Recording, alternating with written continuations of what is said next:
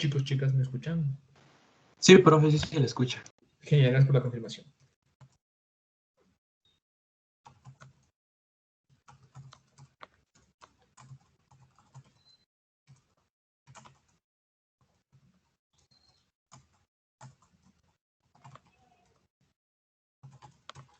Muy bien, creo que no están viendo mi pantalla. Un segundo, les comparto.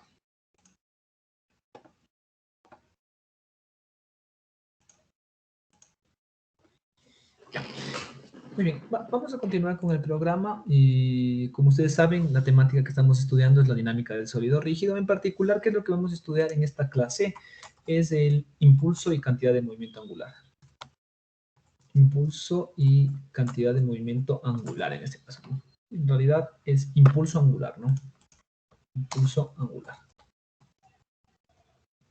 Impulso angular y cantidad de movimiento angular. ¿Y qué es lo que vamos a hacer? ¿Cuál es el objetivo de esta clase? Vamos a continuar con la resolución de problemas respecto a la dinámica rotacional en cuanto a la temática anterior, a lo que hemos visto de torque neto y todas esas cuestiones. Luego de eso, la segunda hora, después del receso, vamos a continuar con la parte teórica de impulso y cantidad de movimiento angular. Eso es lo que nos espera el día de hoy. Y finalmente, antes de empezar, chicos, chicas, ahí están viendo en pantalla. No sé si el resto de profesores les comunicaron lo que está por ahí. Les es familiar los links y todas esas cuestiones de los datos socioeconómicos, de los procedimientos o los procesos de promoción en el contexto de la pandemia para este semestre. ¿Sí les han comentado sus profes de las otras materias? ¿No? ¿Me cuentan, por favor? No, No, no. Bueno, entonces denme un segundo y muy bien, déjenme les leo. El vicerrectorado de DDD Docencia envió un keybook en resumen indicando que se les comunique. Déjenme ver dónde está ese archivo, no lo tengo a la mano ya. Denme un segundo. Entonces abro para leerles más o menos lo que dice. Igual ya les copio. Esta es una imagen, pero para que transcriban los links o los enlaces va a estar algo complicado. Entonces, profe, llegó el correo. ¿sí, sí les lleva correo? Sí, el Ah, ya. correo. Genial, mejor. Bueno, lo que pasa es bueno, si tienen acceso a los enlaces, solo les hago hincapié, les hago recuento o les hago acuerdo, básicamente, porque es información que se debe conocer en resumen y que deben hacerla, ¿no? Entonces, básicamente lo que quieren que las autoridades se den a conocer, como dicen, ya se les ha enviado el correo, no sé si han leído, sin embargo, hay tres procesos que son importantes. El uno que es el registro de información socioeconómica, que es el link que está en el primer enlace, que también, como comenta su compañero, les llegó al correo. Y ahí pueden revisarlo y está básicamente un video de cómo realizar este proceso, ¿no? Luego está la otra cuestión que es importante, que son los parámetros alternativos de promoción en el contexto de la pandemia, ¿no? Entonces, por ahí igual también pueden ver el segundo video respecto a qué criterios se aplican para que puedan pasar los cursos en resumen, dado el contexto de la pandemia. Por ahí ya tienen que ver si cumplen o no cumplen con esos parámetros, esos criterios. Y el tercero, que es el proceso de migración al nuevo régimen, hay un cambio en resumen en cuanto a la estructura de los cursos. Por ende, para las personas que tengan que cogerse este nuevo régimen, tendrán que cumplir eso. Eso simplemente como recuento, insisto, es información importante, dediquen por ahí un tiempo extra para cumplir, revisar, ver a qué hace referencia, qué alternativas tienen, qué procedimientos tienen que cumplir en resumen para poder matricularse. Entonces les dejo ahí en la pizarra para que no se vayan a olvidar. Los links, como ya comenta su compañero, les llegó al correo. Y bueno, eso chicos, chicas, ahí lo pueden revisar, lo pueden encontrar. Sin más ni más, entonces, denme un segundo, deberíamos ir por los ejercicios de la hoja 13. No sé si tienen alguna duda o pregunta respecto a los problemas que hemos resuelto. ¿Hay algo que no esté claro quizá? Todo está muy claro.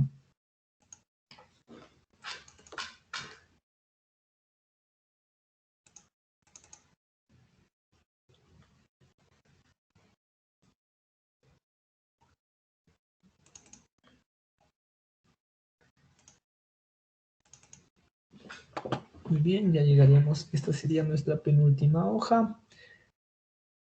Y por cierto, igual me olvidé comentar de tu grupo.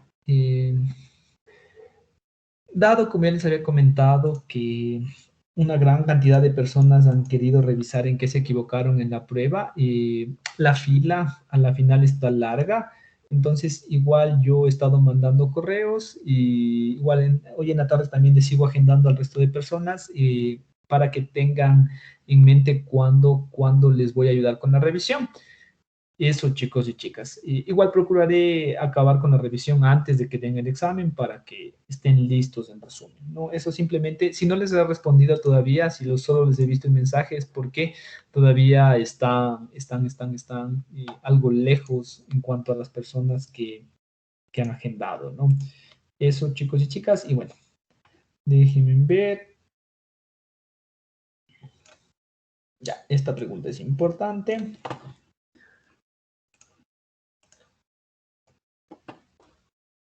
Tienen ahí unos cuantos minutos para leerla, plantear una solución y continuamos.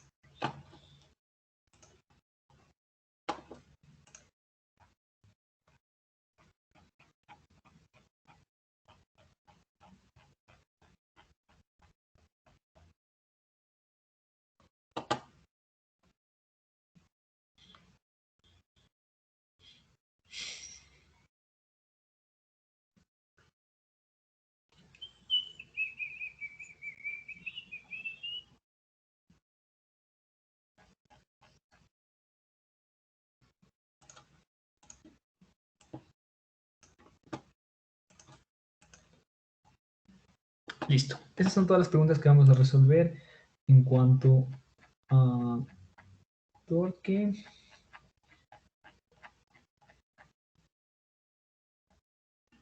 Y vamos, les ayuda a resolver la primera. Dice, para calcular la inercia rotacional de un cuerpo rígido respecto al eje de rotación que pasa por el cuerpo, se puede reemplazar el cuerpo por su centro de masa. Entonces, miren, la idea que proponen en esta cuestión es que tenemos un cuerpo, ¿no? Entonces, miren, tenemos un cuerpo rígido, por aquí está el eje de rotación, y la idea que plantea, en resumen, ¿no? Es que nosotros podemos encontrar la inercia rotacional, el momento de inercia en resumen. Si es que cogemos, hacemos el análisis, encontramos que el centro de masa está por aquí y simplemente lo reemplazamos como un punto.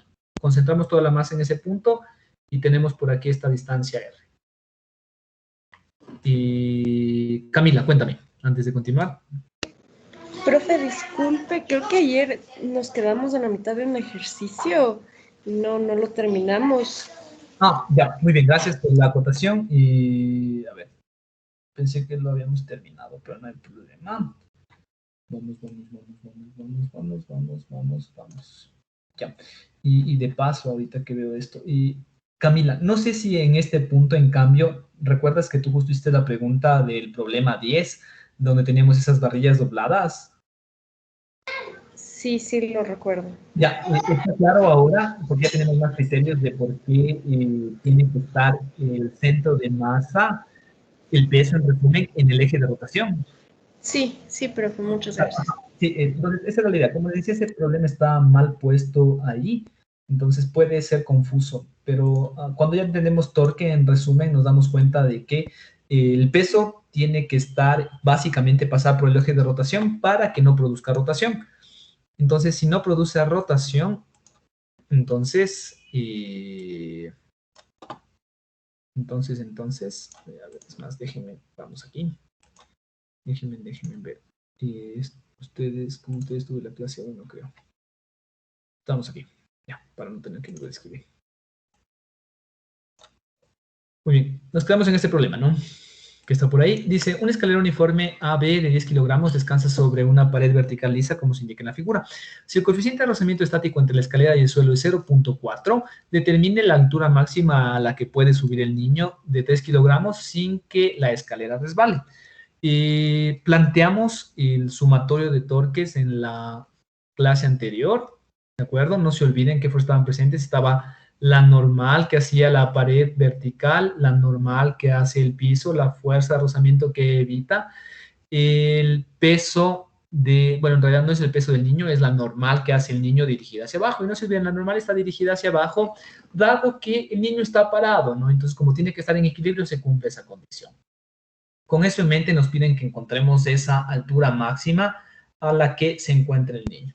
Nosotros elegimos como eje de rotación A, ¿qué fuerzas producían torque? Producía la normal del niño, que es esta que está por aquí, les había planteado esta D. Está el peso de la viga que está hacia abajo y tenemos la normal que está en la pared.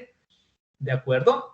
Entonces, con eso en mente, veamos qué incógnitas tenemos. Tenemos la normal del niño que podemos encontrar, ¿verdad? Dado que está en equilibrio, sabemos que sumatorio de fuerzas en el niño, en Y, entonces aquí les pongo en Y, de ese sumatorio de fuerzas en Y tiene que ser igual a 0 porque está en equilibrio, ¿no? Esa es la condición, la premisa de la que partimos. Y tenemos que el peso del niño tiene que ser igual a la normal, básicamente, que hace la escalera. ¿De acuerdo? Por ende, la normal que hace la escalera es igual a masa gravedad. Y por tercera ley de Newton, la normal que hace la escalera es igual a la normal que hace el niño. Pero ya tenemos cuánto vale en resumen la normal que hace el niño, es conocido. Lo que nos interesa es esta D que está por aquí. El peso de la escalera también me parece que es conocido. 4 coseno del ángulo también es conocido. Ahora, lo que no es conocido es la normal que hace la pared. Por ende, necesitaríamos una ecuación adicional. ¿De acuerdo? ¿De dónde vamos a sacar esas ecuaciones adicionales? Del sumatorio de fuerzas. Sumatorio de fuerzas en X es igual a 0 porque está en equilibrio. Y veo, la normal está hacia la derecha, positiva. El peso está en Y y acá tengo, menos la fuerza de rozamiento estático máximo. Eso es igual a 0.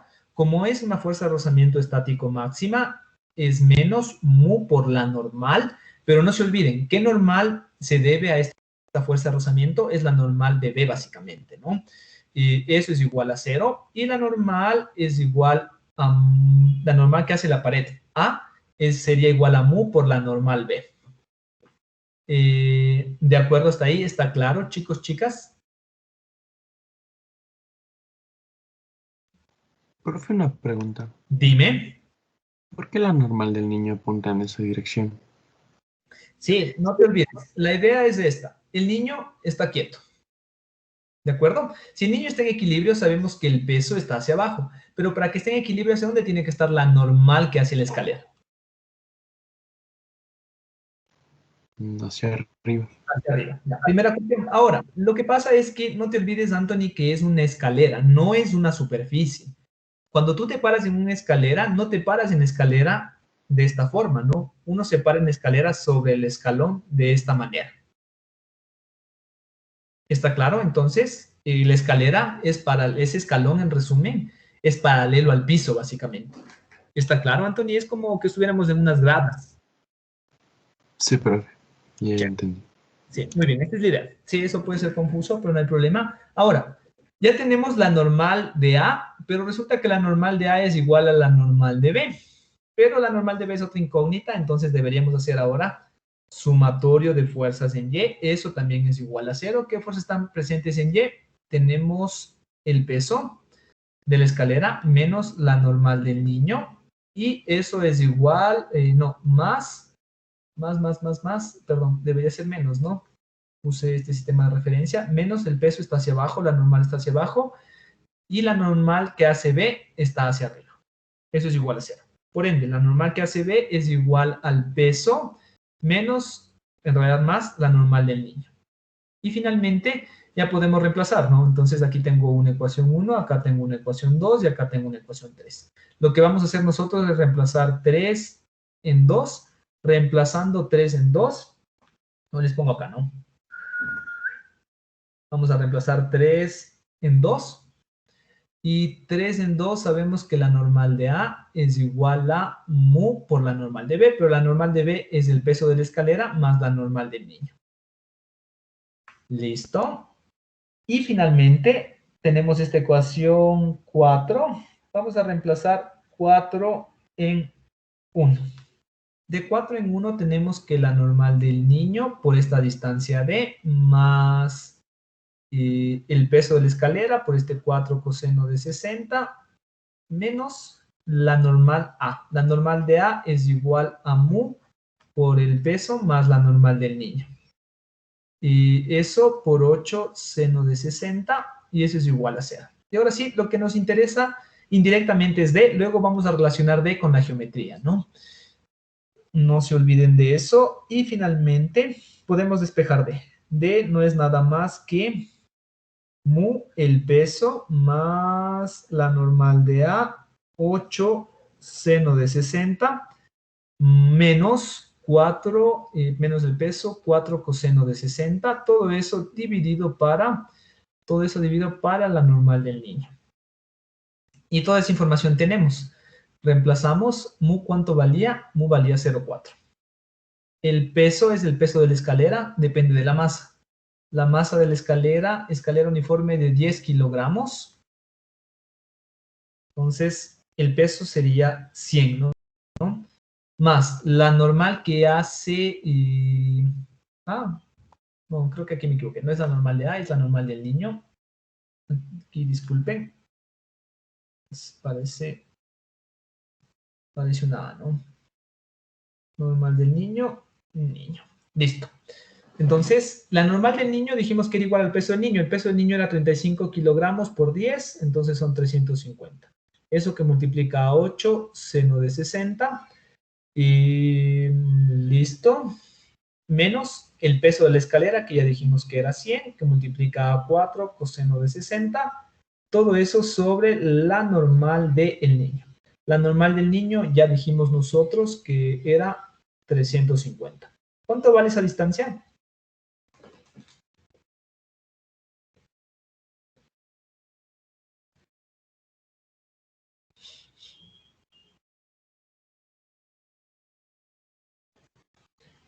Chicos.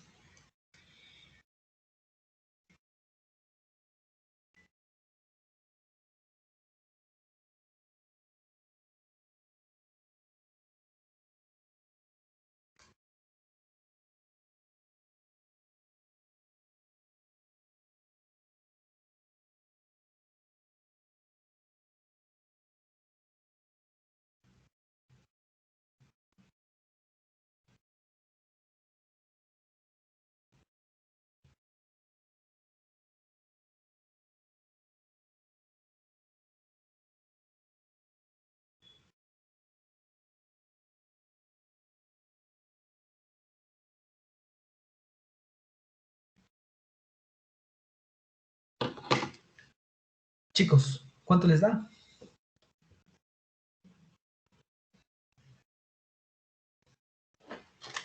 No sé si estoy bien, pero me dio 2,31.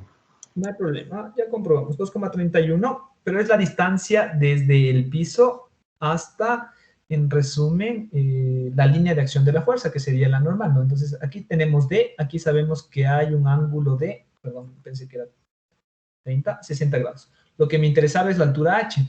Si es un triángulo rectángulo, ¿qué función trigonométrica me sirve para eso? La tangente, ¿no? Que será H sobre D. Entonces, H es igual a D por la tangente de 60. ¿Cuánto vale H?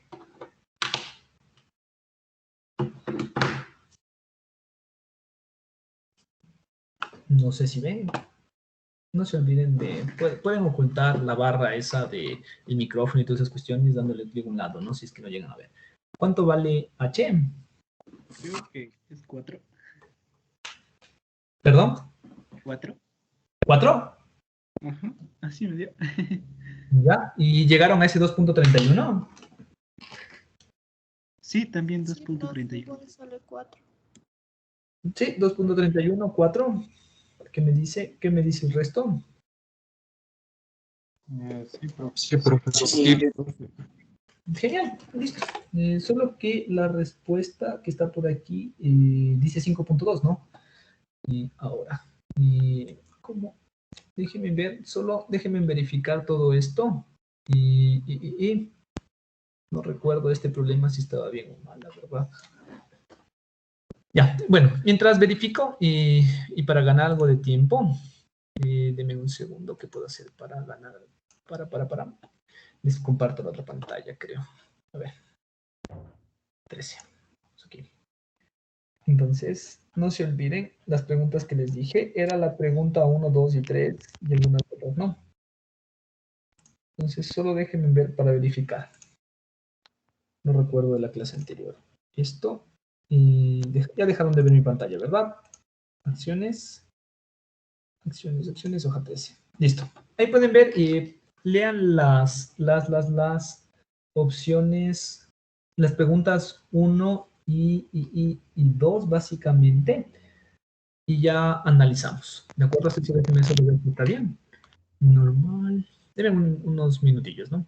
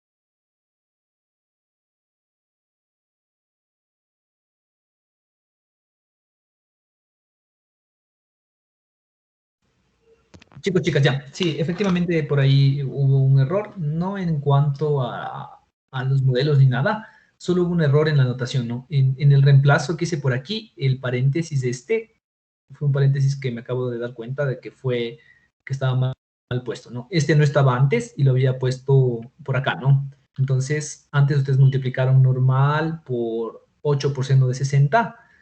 Entonces, no se olviden que todo esto multiplica, ¿no? Entonces, solo agregué este paréntesis, que fue el problema en resumen, ¿no?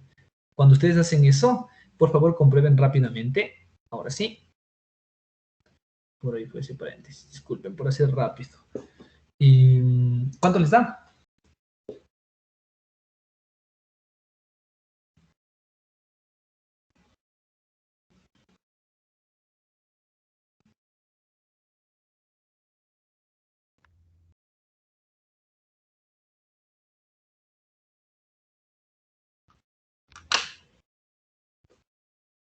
Sí, profe, sí son.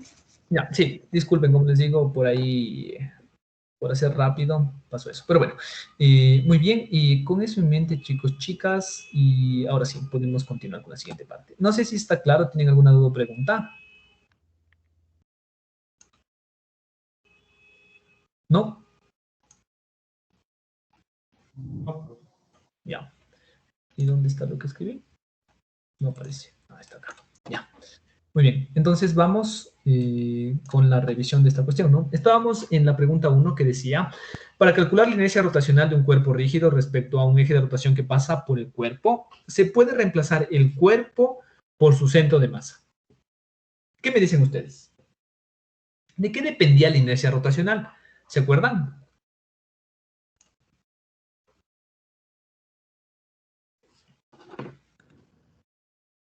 De la masa y de la geometría. Dependía de la geometría. Ahora les pregunto algo, ajá, también depende de la masa. ¿Y cómo? Y no se olviden, y también algo importante que cuando hablamos de geometría, era cómo se distribuía la masa alrededor del eje. Y les pregunto, ¿será que da lo mismo tener esta masa distribuida a lo largo de toda esta región que concentrarla en un solo punto? Es decir, ¿será que da lo mismo despreciar la geometría? ¿Qué me No, dicen? No. no. Entonces, ajá. Porque si ustedes se fijan, y si tomo otro cuerpo, cualquier otro cuerpo, que tenga una forma, una distribución de masa, de tal forma que coincida también el centro de masa por ahí. Según eso, significaría que si es que yo reemplazo, los dos tendrían la misma inercia rotacional. Sin embargo, es más que seguro que la inercia del cuerpo verde con la del cuerpo azul sean distintas. ¿De acuerdo? Entonces, se puede reemplazar un cuerpo por su centro de masa solo cuando el cuerpo, vamos, siempre no. Solo cuando el cuerpo es macizo, ¿qué significa que sea macizo? Que no tiene partes huecas, ¿no? No tiene nada que ver, solo cuando el cuerpo es uniforme, solo cuando el cuerpo no es muy grande, en realidad, nunca. ¿Está claro, chicos y chicas? Porque insisto una vez más, la idea del centro de masa es despreciar la geometría. Es un punto. Pero cuando hablamos de sólido rígido, la geometría, la distribución, la forma es importante. ¿Está claro, chicos y chicas? ¿Sí?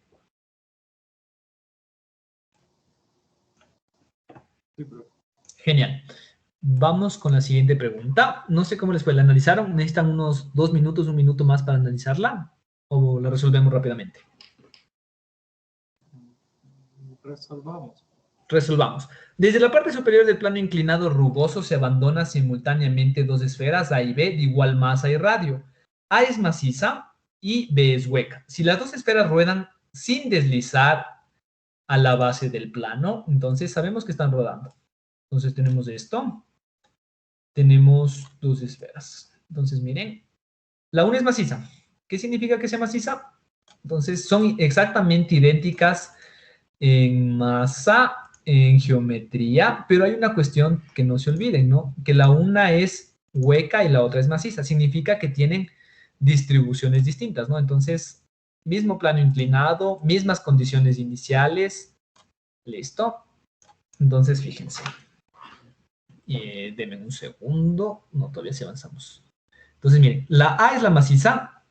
Entonces, significa que todos los puntos que están limitando esa esfera tienen masa. La otra es hueca. ¿Qué significa que sea hueca? Que fíjense, ¿dónde se concentra la masa? Básicamente, ¿en dónde, chicos, chicas? Alrededor. Alrededor. Genial. Entonces, listo. Les pregunto algo. Dice si las dos esferas ruedan sin deslizar, las dos ruedan, ¿no? Muy bien. Son las mismas condiciones, en resumen. ¿Qué me dicen ustedes? ¿Quién llega primero? ¿A, B llegan iguales? Y no se olviden que lo que está pasando es que ruedan. Insisto una vez más. De pronto, si es que dijeran que deslizan, podríamos decir que son iguales, pero estamos hablando de la rotación. ¿Qué me dicen ustedes? Chicos, chicas.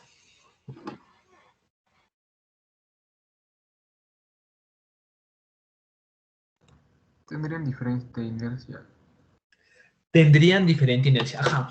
Lo que notamos nosotros en esa situación es que quizá las variables cinemáticas, las dinámicas si lo veíamos como partícula sería exactamente igual, pero cuando ya lo analizamos como un sólido rígido, resulta que la inercia del cuerpo macizo de A, ese es el macizo, ¿verdad? Rugoso, de igual masa, A es maciza, la inercia de A es distinta a la inercia de B. Y ahora les pregunto, ¿cuál es mayor, la inercia de A o la inercia de B?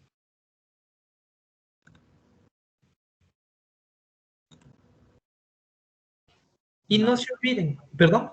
La de A es mayor. La de A es mayor, en realidad, veamos, para analizar esto, analicemos un círculo, ¿de acuerdo? ¿Y cómo encontramos la inercia? Básicamente, basándonos en la idea que ya les había comentado con anterioridad, si analizamos o queremos encontrar la inercia de ese cuerpo, tenemos que partir de la inercia de una partícula. La inercia de una partícula era masa radio al cuadrado. ¿Qué significa eso? Fíjense ustedes, de una partícula, ¿no? Estamos en esta situación básicamente, ¿no? Inercia de una partícula. Si yo aumento la distancia respecto al eje de rotación, ¿qué pasa con la inercia? ¿Aumenta o disminuye? Aumenta. Aumenta. Genial. Ahora, misma idea. Vamos a hacer eso. Entonces, aquí lo que tenemos que hacer es sumar la inercia de todos estos puntos que están por aquí, ¿no? Entonces, para la maciza significa que tengo que sumar la inercia de todos los puntos que conforman básicamente la esfera, ¿no? Entonces, miren, por aquí tengo este radio pequeño, por acá tengo este radio pequeño, por acá tengo este radio pequeño. Radio pequeño y así voy sumando todito esto. Pero ahora cuando tengo la hueca, ¿desde dónde tengo que empezar a sumar?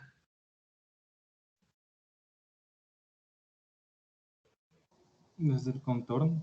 Desde el contorno. Eso quiere decir que hay un radio más grande, ¿no? Desde el cual empieza a sumar. Aquí empieza a sumar desde cero y aquí empieza a sumar desde un radio que es diferente de cero. Entonces, y no se olviden que mientras más lejos esté, más grande es la inercia. Y con ese criterio, les vuelvo a preguntar, ¿cuál inercia es más grande? ¿La de la maciza o la de la hueca? La hueca. La hueca, ¿sí? Entonces, sí, siempre que tenga, ¿cómo se llama? Sólidos que tienen la misma masa, pero que sean huecos, en resumen, básicamente, la inercia será mayor. Aquí lo que me están diciendo es que los dos tienen distintas densidades, ¿no? La densidad de A es distinta a la densidad de B, porque en un espacio más grande tengo la misma masa que un espacio más pequeño, ¿no? Entonces, aquí significa que la densidad de B es más grande, en resumen, ¿no? Muy bien, significa que la inercia debe ser más grande. Ahora sí, si yo sé que la inercia rotacional es la oposición al movimiento rotacional, ¿cuál tiene mayor aceleración angular? ¿A o B? A. A tendrá mayor aceleración angular porque no se olviden, la inercia es inversamente proporcional a la aceleración angular. Significa que esta aceleración angular va a ser, en resumen, mayor y por ende experimenta mayor aceleración. Si tiene mayor aceleración angular, la velocidad angular final de cuál va a ser más grande o cuál llega más rápido, A o B, si es que parten desde la misma velocidad angular inicial. Desde la misma velocidad angular inicial. A llega primero. Genial. Primero llega A. ¿Tienen alguna duda o pregunta, chicos, chicas? ¿Algo que no esté claro quizá?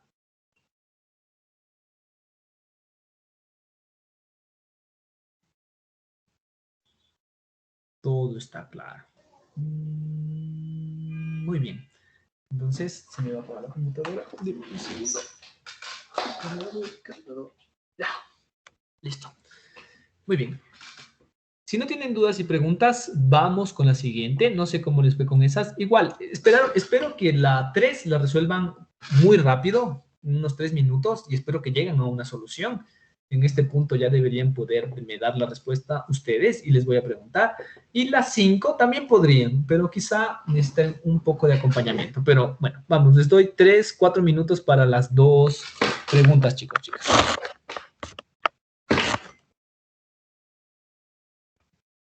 Entonces, analicen y ya les pregunto su solución y la justificación, que es lo importante, no solo la solución.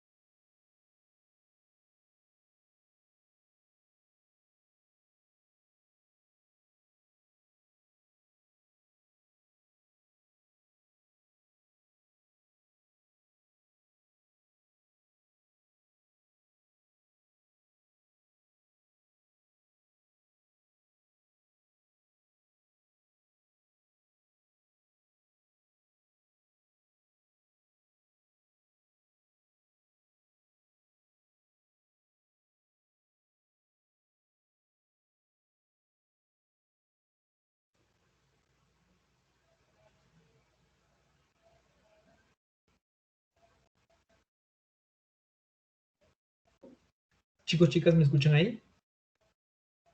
Sí, profe. Sí, profe. Muy bien.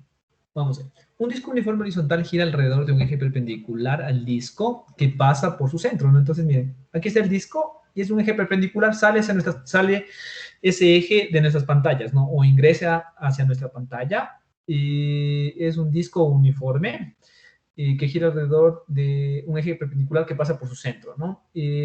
No se olviden que sea uniforme también es una información importante. De acuerdo al gráfico que se muestra, de tiempo 0 a tiempo 2, el torque neto respecto al centro del disco es, veamos, esta es una gráfica de velocidad angular con tiempo. Si queremos hablar del torque neto, vamos a la definición, torque neto. ¿De qué depende el torque neto?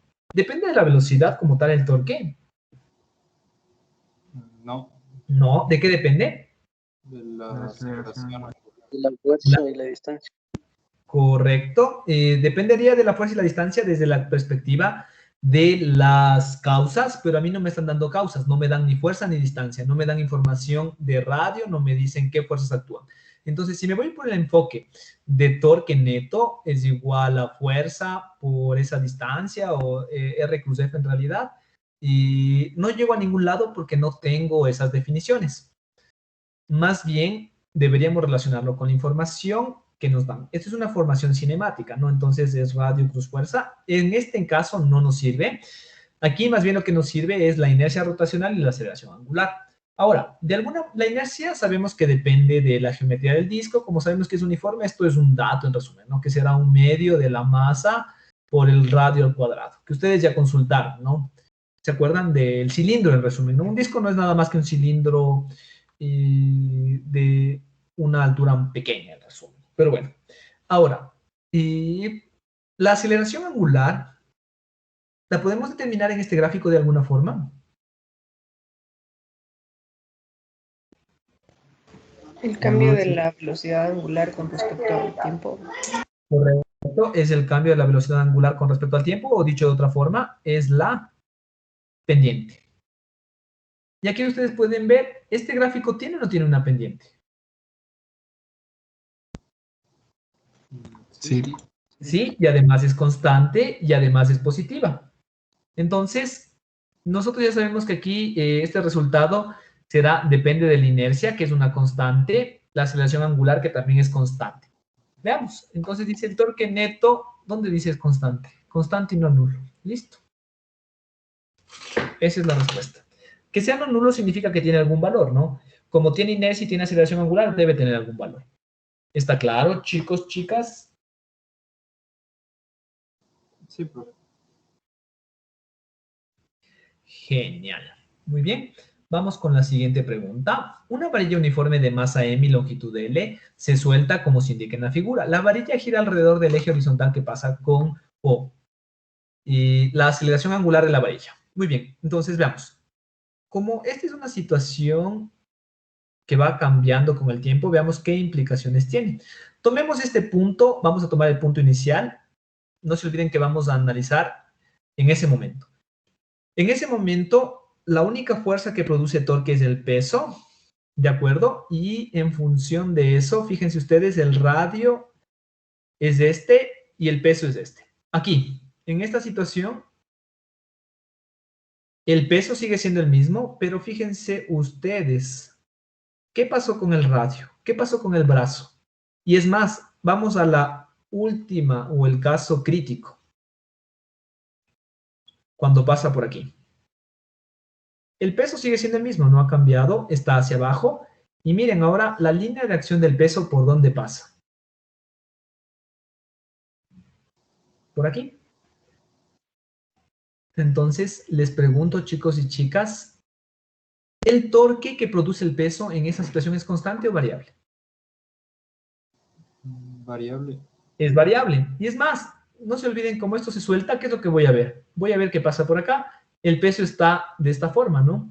Y ahora miren, acá tengo un radio. Aquí, todo el tiempo el torque fue antihorario, ¿no? Ahora, cuando esté por acá, el torque en cambio va a ser horario. Entonces, lo que podemos concluir es que nuestro torque neto es variable. Es variable tanto en magnitud y dirección, dado que el torque neto es igual al torque del peso y además El torque del peso es radio cruz el peso. ¿Y qué es lo que va pasando? Este radio es variable. Si ustedes se fijan, este radio va cambiando hasta que se hace cero.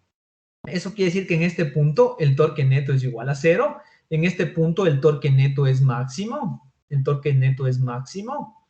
¿Por qué es máximo? Porque el ángulo que se forma es 90 grados y la distancia es la más grande posible. Eso quiere decir que si lo vemos desde la perspectiva de los efectos, la inercia rotacional no cambia, la varilla siempre está fija ese punto, tiene la misma masa, misma distribución. Entonces, el torque es variable, dado que la aceleración, o mejor dicho, como el torque es variable, la aceleración angular va a ser variable. Con eso en mente, la aceleración angular de la varilla es variable. ¿Tienen alguna duda o pregunta, chicos, chicas?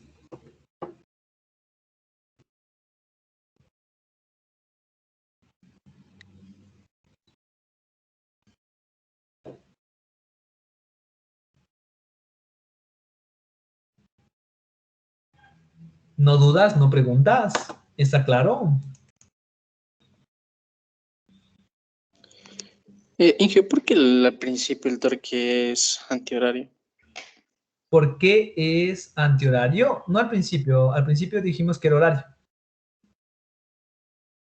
Si lo suelto, empieza a rotar en el sentido de las manecillas del reloj. ¿Está claro, Anthony? Ya, Inge. Sí, por eso está con menos. Horario, ¿no? Luego, cuando pasa del centro, ahí en cambio el torque es antihorario. ¿Sí está claro, Anthony? Sí. Ya, genial. Muy bien. Ahora vamos con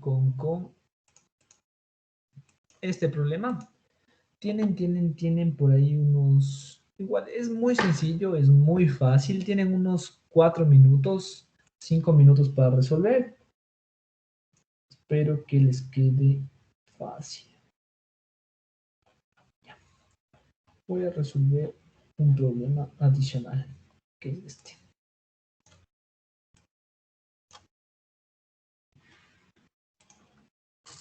Con eso terminaríamos.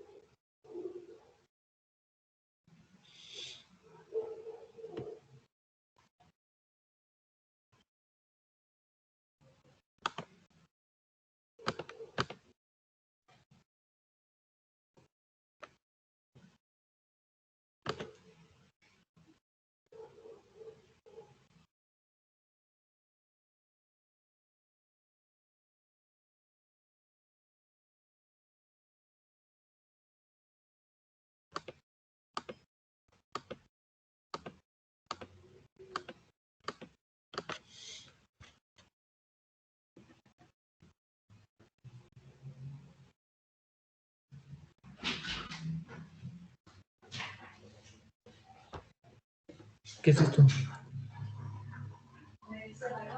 Sí, me asusté.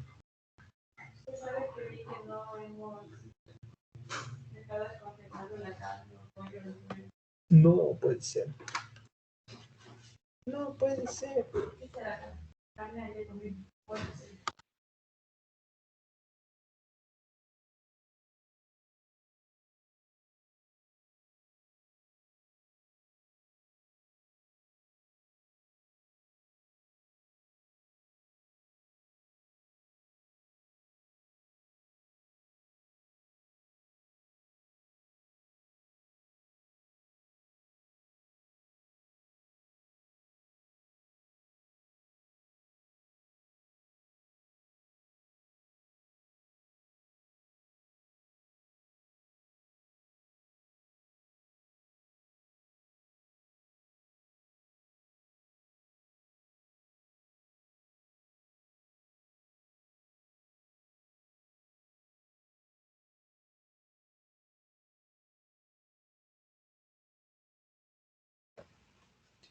Muy bien, chicos, chicas. Entonces, desde el problema, no sé cómo les fue, es bastante sencillo. Pero bueno, dice, en el borde de una polea de 4 kilogramos se enrolla una cuerda ideal. ¿Qué significa que sea ideal? Que no tiene masa y que no se deforma. El otro extremo de la cuerda se sujeta a la masa de 2 kilogramos y se abandona desde el reposo. Determine la tensión T de la cuerda. Listo. Entonces, en esta situación hacemos un diagrama de cuerpo libre de... ¿Qué harían ustedes el diagrama de cuerpo libre? No se olviden que aquí tienen un objeto. ¿Qué me dicen ustedes? Del objeto después de la polea. Ya, genial, hagamos del objeto que es sencillo. Cuando hacemos el diagrama de cuerpo libre del objeto, ¿lo aislamos como partícula o como sólido rígido?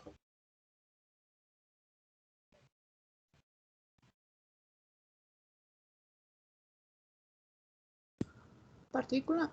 Como partícula, ¿no? Porque ese cuerpo no nos dan forma, no nos dicen que rota ni nada por el estilo, entonces no es nada más que eso. ¿Qué fuerzas están presentes? Peso, tensión. Está en el aire, en resumen, ¿no?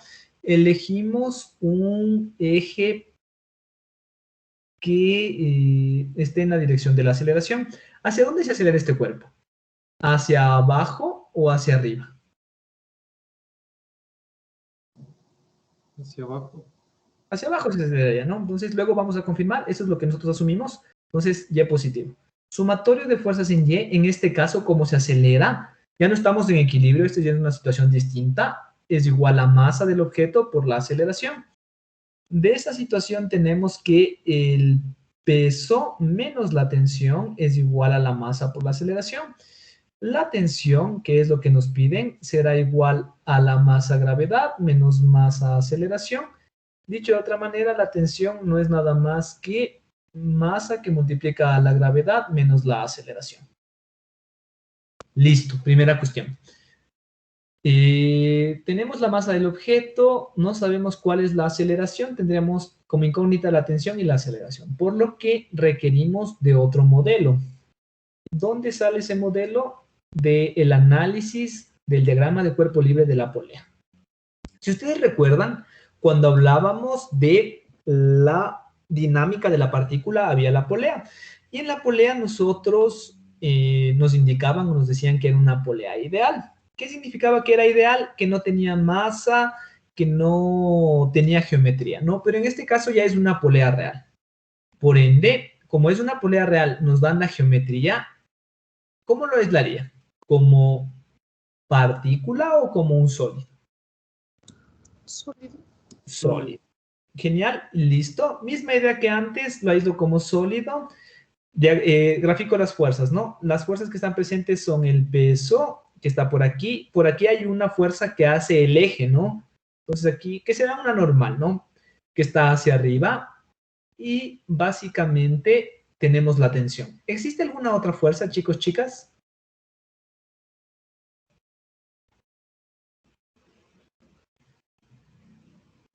Profe, la normal de qué era.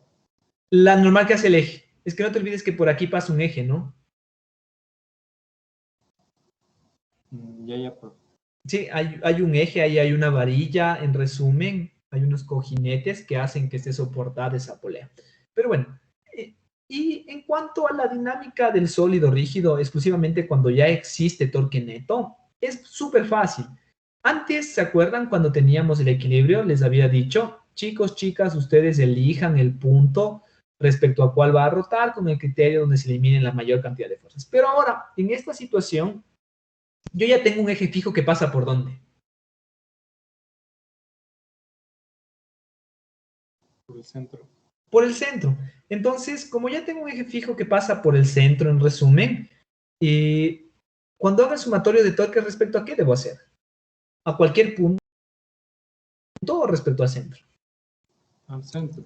Al centro, ¿no? Ajá, tengo que hacer el sumatorio de torque respecto al punto donde pasa el eje de rotación. Entonces, aquí es súper fácil, ya solo tengo que ver dónde está el eje de rotación. Pongo el sistema de referencia, no se olviden, XY.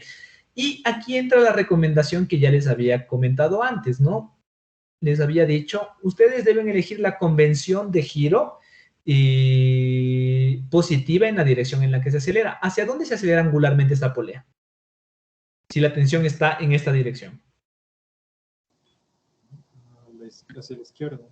Hacia la izquierda. Entonces, fíjense, a esto llamo positivo. Si la tensión estuviera al otro lado llamaría positivo, ¿no? Y con este criterio, si obtengo una respuesta negativa, significa que mi análisis es incorrecto, ¿no? No se olviden, aquí, esa es la idea de la convención que yo les comento, ¿no? Hacemos sumatorio de torque respecto al centro y como existe aceleración angular, será igual a la inercia por la aceleración angular. ¿Qué fuerzas producen torque? La normal y el peso, como pasan por el eje, no producen torque, entonces solo tengo el peso, que será, y aquí me faltó hacerles hincapié, el radio, ¿no? Será tensión por el radio.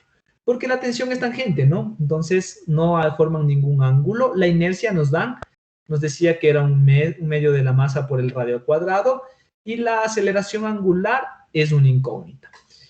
Muy bien, entonces les dejo por aquí esa cuestión. Y ahora ya tengo la relación en la tensión, pero surge una nueva incógnita que es la aceleración angular. Ahora fíjense ustedes. Cuando yo hablo de la aceleración angular, estoy hablando de la rotación que tendría, en resumen, nuestra polea. Entonces, todo esto está rotando angularmente. Cualquier punto, ¿de acuerdo? Que está a una distancia. Estos radiovectores también rotan, ¿verdad? Cualquiera, absolutamente cualquiera. Y es más, me centro en este que está en la periferia. Este punto, este radiovector, básicamente que pasa por el punto donde se aplica la fuerza, ¿tiene o no tiene la misma aceleración angular que cualquier otro radiovector dentro de esa polea? Chicos, chicas. Sí, ¿verdad? Sí. Sí, ahora, si ustedes se fijan, si me voy a la periferia, aquí, a este punto, la aceleración tangencial, ¿cómo se relacionaba con la aceleración angular?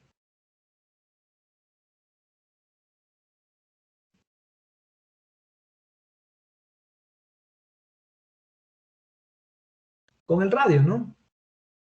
¿Está claro? Y fíjense, la aceleración que tenemos en este punto, eso no es tangencial. Sí, ¿verdad? Que es la misma aceleración que definimos con anterioridad. ¿Qué quiere decir eso? En resumen, que ya tenemos una relación, ¿no? La tensión por el radio, y es más, aquí podría simplificar para ahorrar algo de tiempo. Vamos aquí. Simplifico radio, listo, me queda un medio de la masa por el radio, y la aceleración angular la puedo relacionar con la aceleración, que es la misma aceleración tangencial, porque esa tensión produce una aceleración tangencial, que no es nada más que la aceleración dividido ¿para quién? Para el radio, ¿no? Y se simplifica. ¿Está claro, chicos, chicas? ¿Sí? Tensión es igual a un medio de la masa por la aceleración. Y con esto ya tengo dos ecuaciones, 1 y 2. Voy a igualar, 2 es igual a 1. Y finalmente lo que sé es que un medio de la masa, pero aquí no nos olvidemos que es de la polea, ¿no?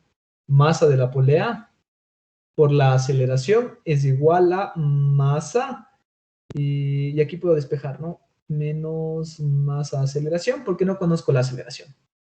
Y podemos trabajar sobre eso, chicos y chicas. Y si ustedes se fijan, podemos despejar la aceleración, en este caso, que es la misma, y despejando la aceleración obtenemos que un medio de la masa de la polea por la aceleración más la masa del cuerpo por la aceleración es igual a masa gravedad.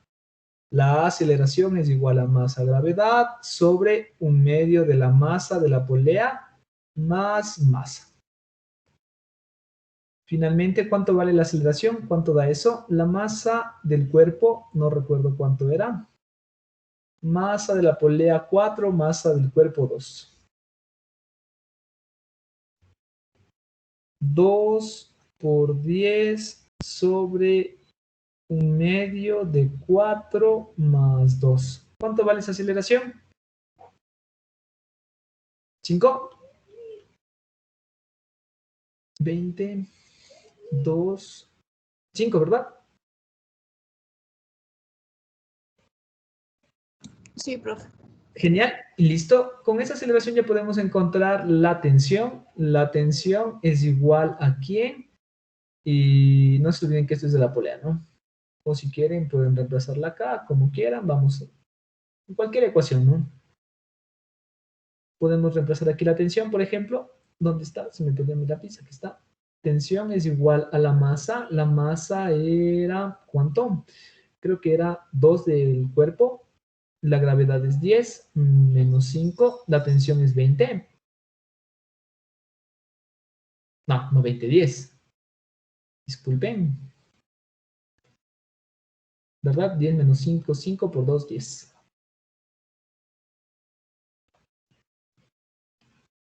Listo. ¿Tienen dudas? ¿Tienen preguntas? ¿Algo que no esté claro?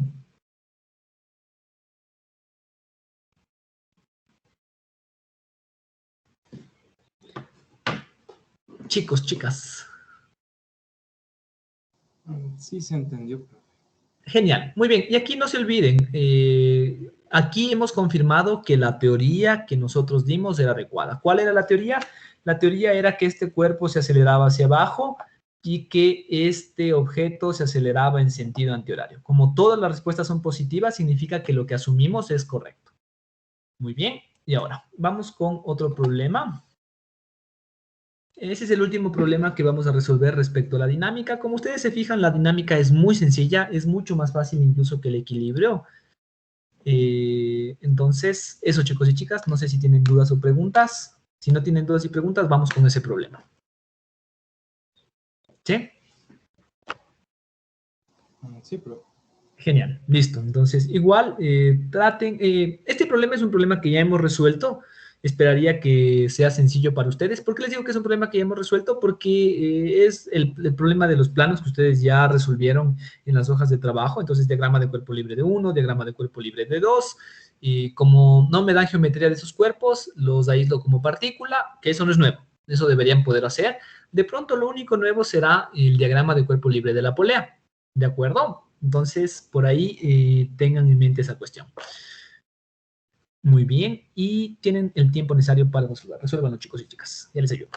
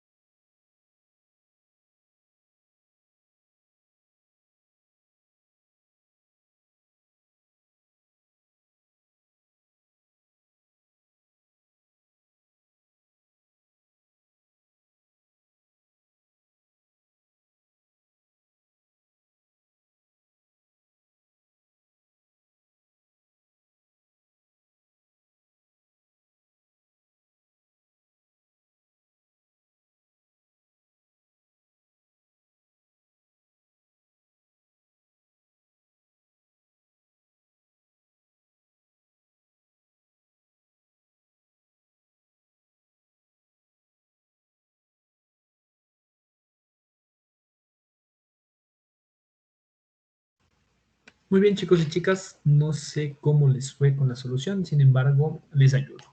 Veamos, sobre la superficie rugosa de mu igual a 0.1, doblemente inclinada con pendiente de 60 grados, los cuerpos M1 de 1 kilogramo y M2 de 4 kilogramos están unidos mediante una cuerda, la misma que pasa por la polea de masa 4 kilogramos y de 0.5 metros de radio, cuyo eje no fricciona. Determine la magnitud de la aceleración del sistema. Ventajosamente aquí es un problema muy sencillo. Sabemos que tienen el mismo ángulo. Este cuerpo 1 tiene una masa de 1 kilogramo y este de 4 kilogramos. Entonces, aquí es súper sencillo darnos cuenta, ¿no? Lo que hace que se acelere este sistema básicamente es el peso, ¿no? La componente del peso en realidad, ¿no? Entonces aquí tengo una componente del peso en X y acá tengo una componente del peso en X de 2 y de 1. ¿Cuál es mayor? La de La de 2. 2. Ajá. Las dos. Entonces aquí, genial, aquí es súper sencillo darse cuenta. Ya nos dan, antes teníamos que nosotros hacer un análisis o algo por el estilo, pero aquí ya nos dicen, ¿no? Aquí este sistema y se tiene que acelerar y se acelera en esta dirección y luego vamos a confirmar, ¿no? Que sea adecuado. Tengan en mente eso, ¿no? Aceleración, aceleración y aceleración angular, básicamente. ¿De acuerdo? Muy bien. Con eso en mente, listo. La aceleración va a ser la misma, ¿no? Porque es una cuerda ideal, es inextensible. Si esto, en resumen, sube 1, esto de acá tiene que bajar 1, ¿no? Entonces, misma idea, básicamente, ¿no? Hasta ahí, chicos, chicas. ¿Dudas o preguntas? Quizá hay algo que no esté claro respecto a ese análisis previo.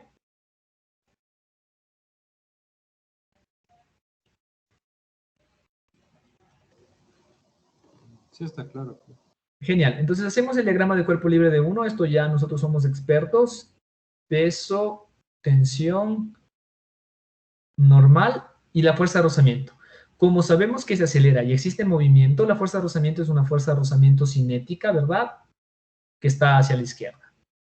Ahora, lo que hacemos nosotros es elegir un sistema de referencia que esté en la dirección de la aceleración. La aceleración para el 1 está hacia arriba, entonces lo pongo de esa manera, ¿no? Finalmente, hago el sumatorio de fuerzas. Sumatorio de fuerzas en X, ese es igual a masa de 1 por la aceleración. ¿De acuerdo? Con eso en mente, sé que la tensión menos la fuerza de rozamiento cinética menos, aquí me faltó una fuerza, ¿no? Menos el peso en X es igual a 0. ¿De acuerdo? La tensión menos la fuerza de rozamiento cinética, que es mu por la normal, menos el peso en X, que es masa 1 por gravedad. No sé por qué puse 0, es masa por aceleración. ¿No? Masa por aceleración. Como es en X, tengo que encontrar con el ángulo. De pronto les pongo por aquí el ángulo. Ese ángulo deberá ser seno, ¿no? Seno del ángulo. Eso es igual a masa 1 por aceleración. ¿Listo? Tenemos la primera información. Y es más, aquí les pongo algo que es interesante. Le pongo tensión 1, tensión 1, tensión 1, porque es la tensión que actúa sobre el cuerpo 1. Ahora, vamos con el diagrama de cuerpo libre de 2. Diagrama de cuerpo libre de 2, también esto es sencillo. Tenemos peso, tenemos normal, tenemos tensión, tenemos fuerza de rozamiento. Fuerza de rozamiento cinética. ¿Existe alguna otra fuerza?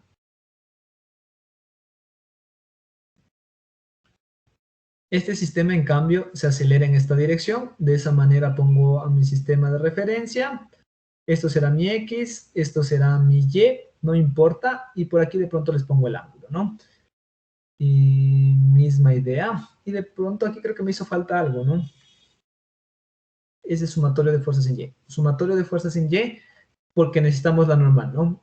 Es igual a 0, la normal es igual al peso en Y.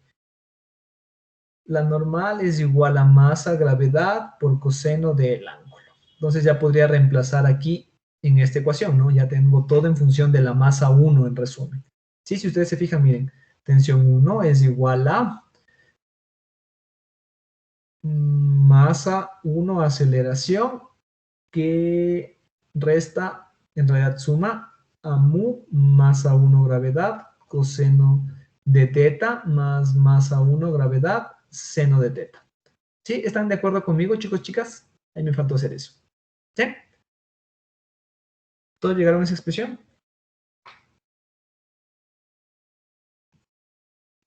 Listo. Ahora, acá tengo una tensión 2 y hago igual. Sumatorio de fuerzas en X, ese es igual a masa 2 por aceleración. Ya sabemos que las variables cinemáticas son las mismas. Si esto se acelera uno, el otro tiene que acelerarse exactamente igual, debido a que están unidos por cuerpos o por cuerdas inextensibles.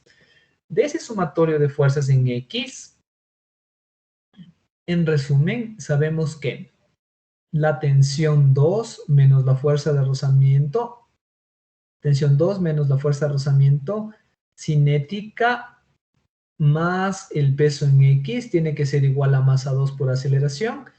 La tensión 2 menos la fuerza de rozamiento cinética es mu por la normal más el peso en X que es masa 2 gravedad.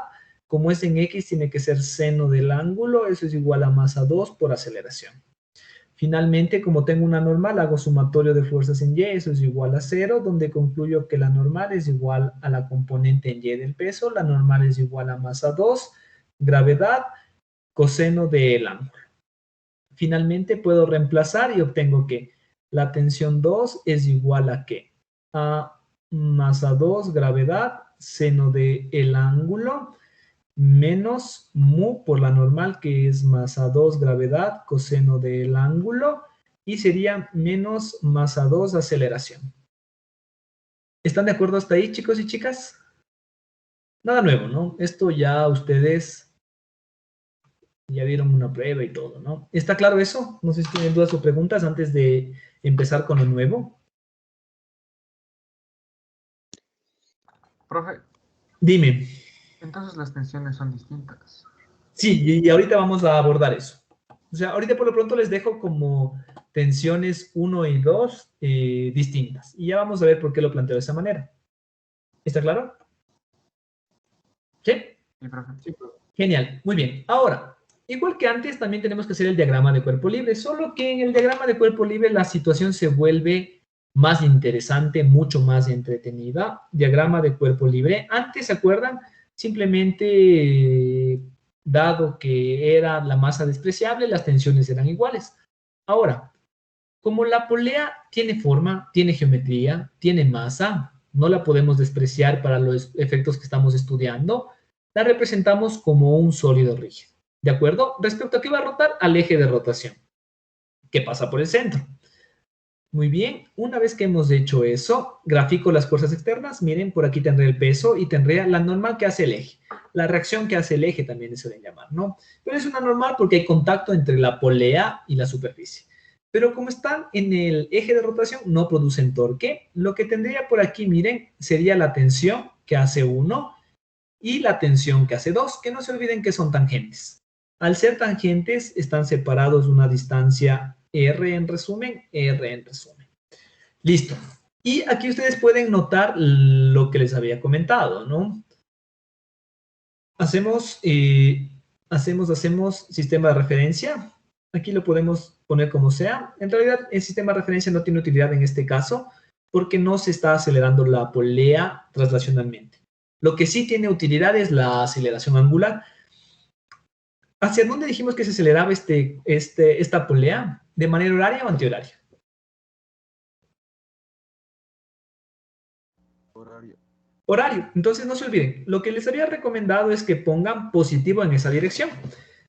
¿De acuerdo? Ponemos positivo en la dirección en la que se acelera la polea y listo.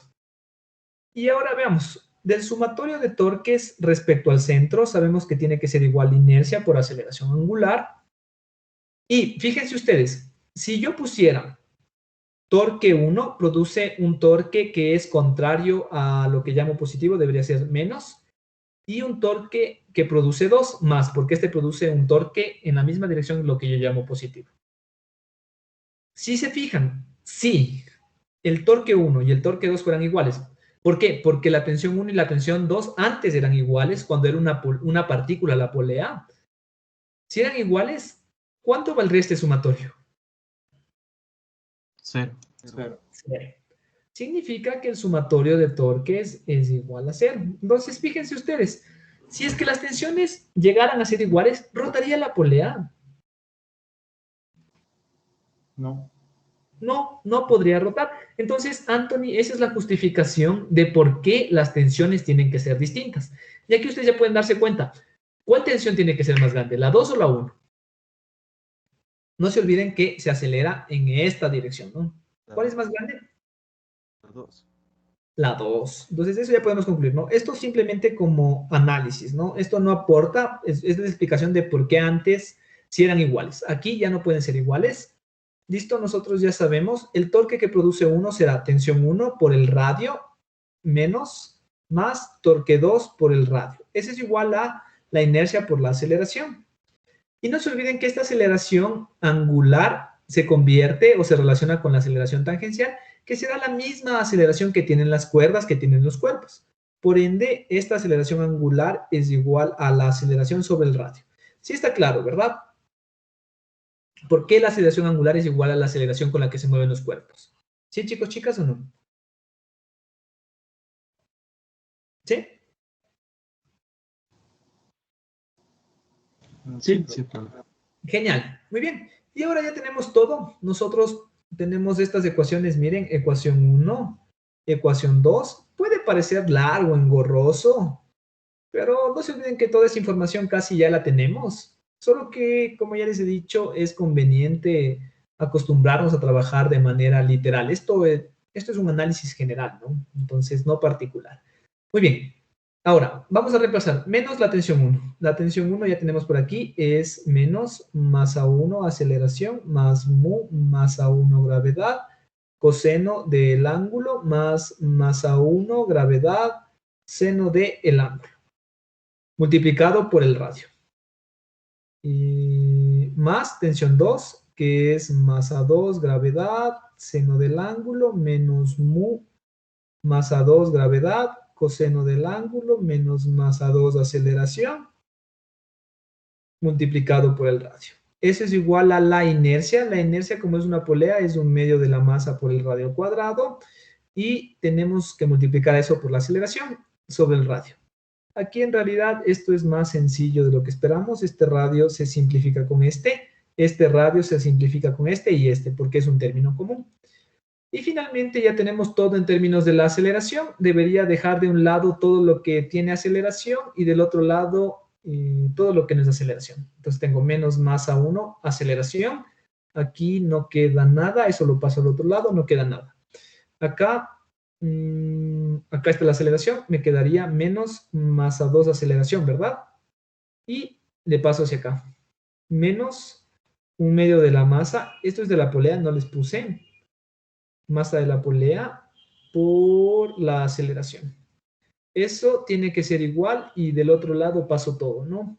Paso todo, sería mu masa 1 gravedad, coseno del ángulo, más masa 1 gravedad, seno del ángulo. Acá, esto pasaría como menos, ¿no? Menos masa 2 gravedad, seno del ángulo. Acá sería más mu masa 2 gravedad, coseno del ángulo. Y listo.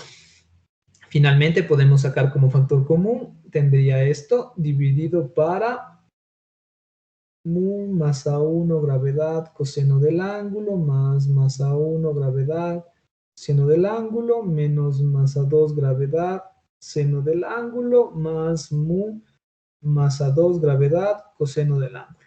Parece largo, engorroso, pero como les digo, en realidad es bastante sencillo, ¿no? Entonces tengo menos masa 1, menos masa 2, menos masa de la polea sobre 2. Listo.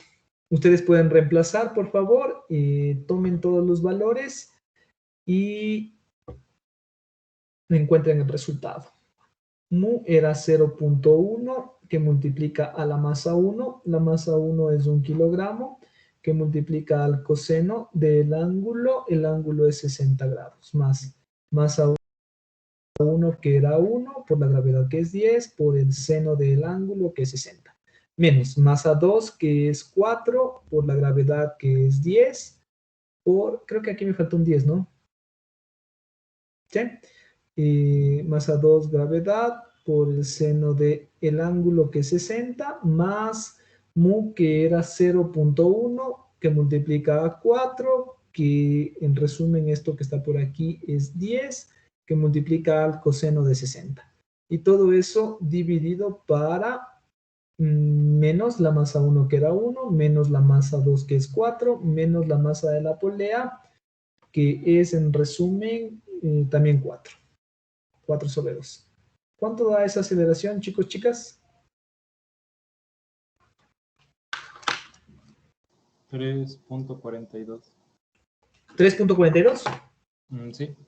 Sí, ya, muy bien. Por ahí hay una diferencia con decimales, quizá por ahí aproximaron ellos, pero nosotros ya manejamos, dominamos las matemáticas bastante bien.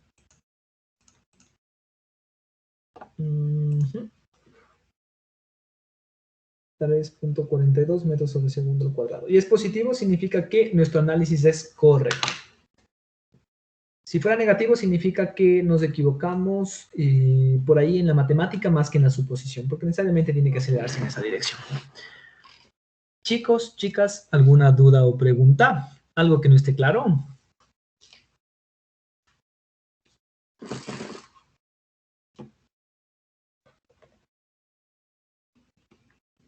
La parte física son esos modelos súper sencillos que están por ahí. La parte que es interesante, en realidad es la parte física, ¿no? O sea, esto que está por aquí, analizar esto, de ahí todo lo que hicimos hacia abajo ya es un poquito de trabajo matemático, ¿no? Que no es tampoco muy complicado, solo hay que ser un poco ordenado, hay que tener cuidado nada más, ¿no? Listo, chicos y chicas. ¿Tienen dudas? ¿Tienen preguntas? ¿Algo que no esté claro? Insisto.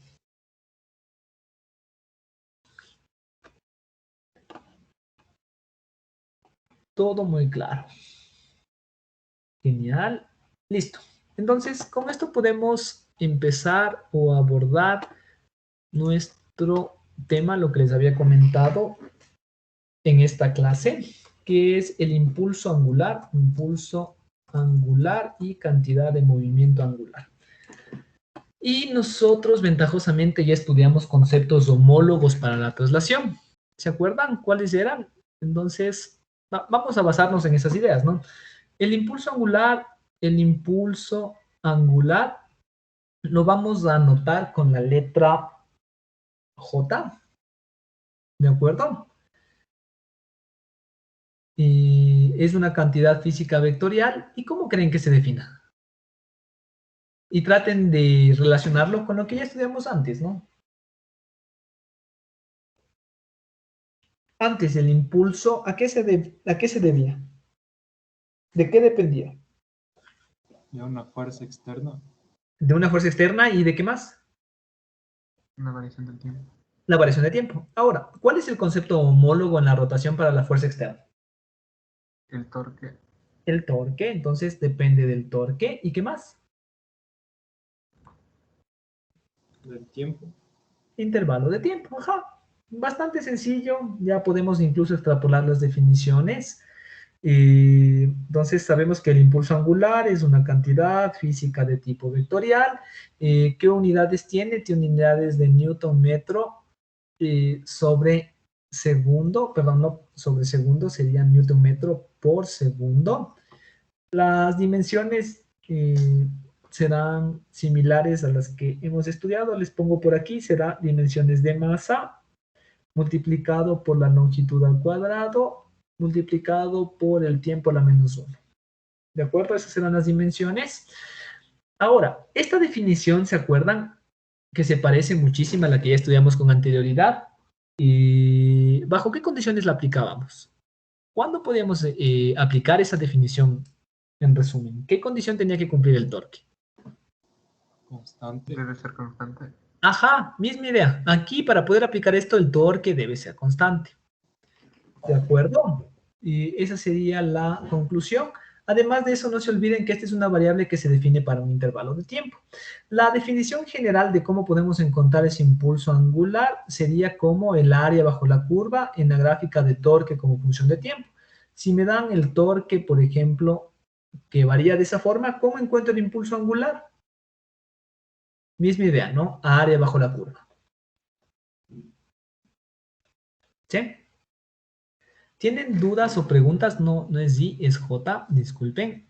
¿Tienen dudas o preguntas al respecto, chicos, chicas?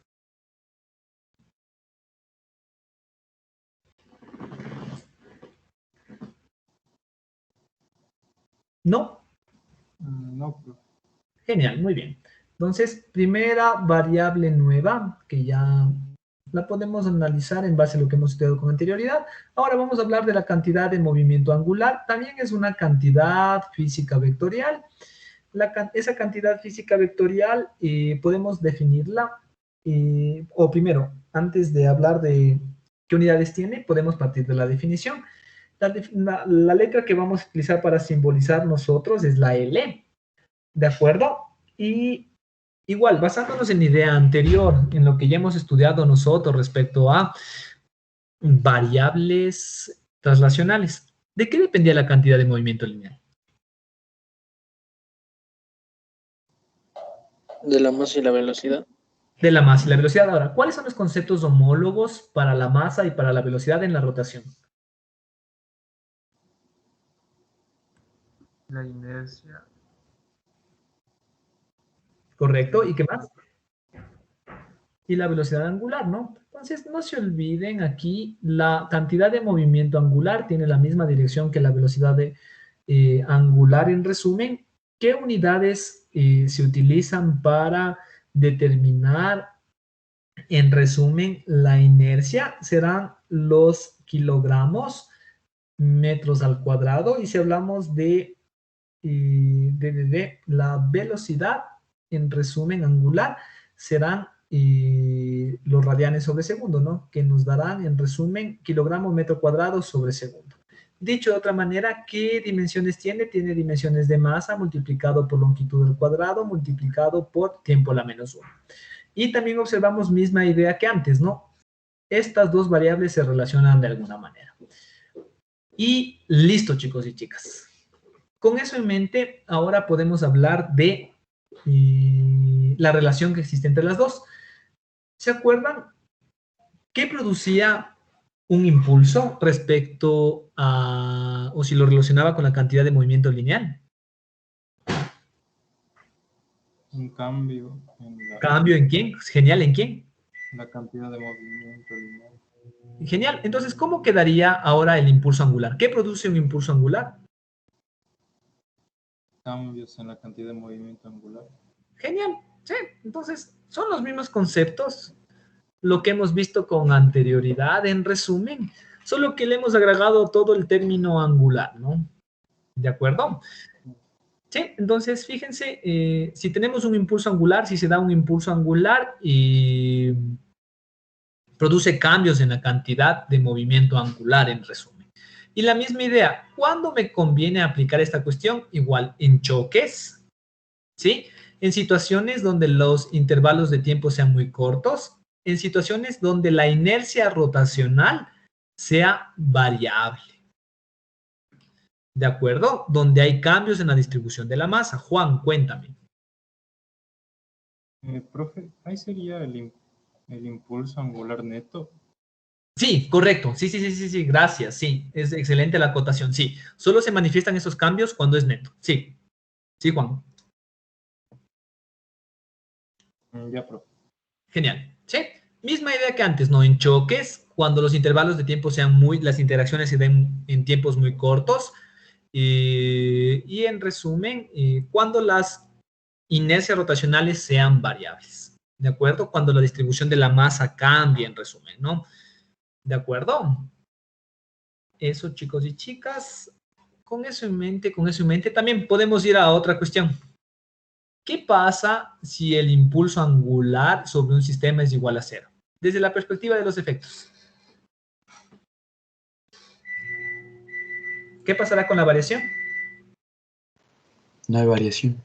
No hay variación. Y aquí estamos en otro principio universal. Esto se le conoce como principio de conservación de la cantidad de movimiento angular. ¿Cuál es el único sistema cerrado que nosotros conocemos que no tiene interacciones? En resumen, como no hay interacciones, no hay fuerzas, como no hay fuerzas, no hay torques. ¿Cuál es ese sistema? El universo. El universo. Entonces, en el universo se conserva la cantidad de movimiento angular. ¿De acuerdo? ¿Tienen dudas o preguntas?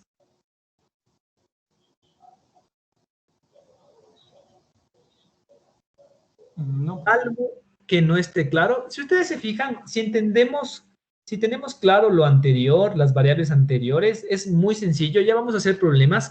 Nos hace falta hablar de la cantidad de movimiento angular de una partícula que se traslada.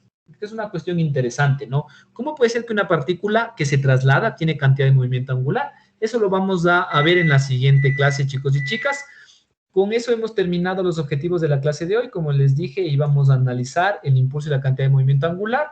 Lo hemos hecho, ya ustedes tienen ahí las definiciones, que no es nada nuevo, son lo que estamos hablando ahora o describiendo ahora la rotación. Con eso en mente, chicos, chicas, ¿hay alguna duda o pregunta? ¿Algo que no esté claro de pronto, quizá?